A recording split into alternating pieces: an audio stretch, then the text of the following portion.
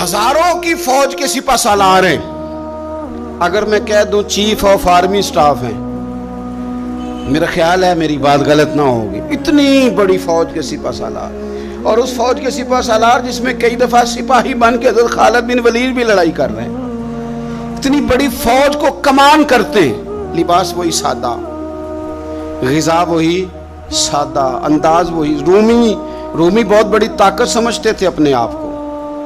جناب عمر کے زمانے میں ان کے خلاف لشکر کشی ہوئی، امیر کون ہے؟ حضرت ابو عبیدہ، ہاتھ میں تلوار پکڑی، گھوڑے پہ بیٹھے چلے گئے، محاصرہ کر لیا رومیوں کا، گھیر لیا۔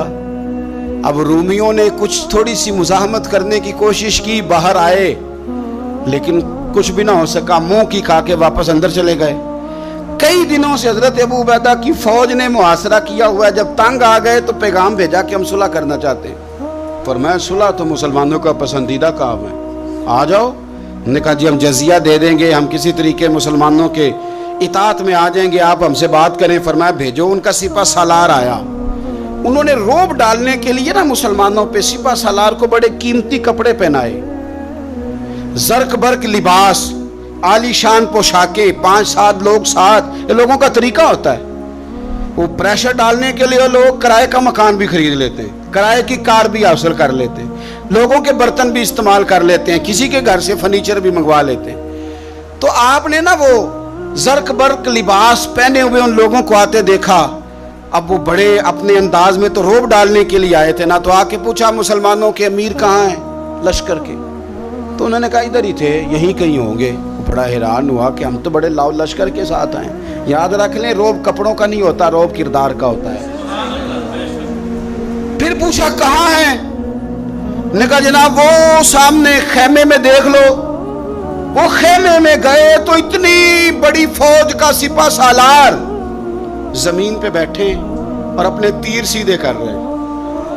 اب وہ بڑے زرق برق لباس میں کہنے لگا ابو عبیدہ بن جراح آپ ہیں؟ فرمایا میں ہی ہوں۔ کہا ملنا تھا؟ فرمایا آ جاؤ۔ کہنے لگا آپ تو زمین پہ بیٹھے ہیں۔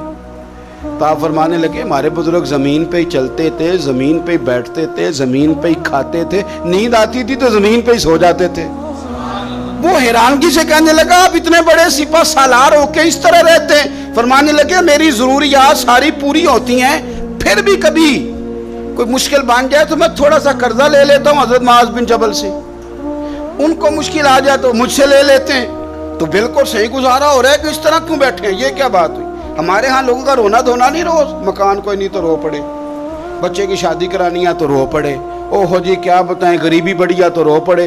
زمین پہ بیٹھے ہیں، زمین پہ بیٹھ کے خشک ٹکڑے کھا رہے ہیں، پر کہہ رہے ہیں بڑے مطمئن ہیں یار کیا ہوا، کوئی ایسا مسئلہ نہیں۔ اگر کبھی مشکل آ جائے تو میرے دوست ہے حضرت معاذ بن جبل، تھوڑا قرضہ لے لیتا ہوں، ان کو ضرورت پڑے تو مجھ سے لے لیتے ہیں۔ رومی صلح بھی کر گئے، بات بھی کر گئے، پر جہاں جہاں گئے نا حضرت ابو عبیدہ بن جراح کا فقر بھی بیان کرتے گئے۔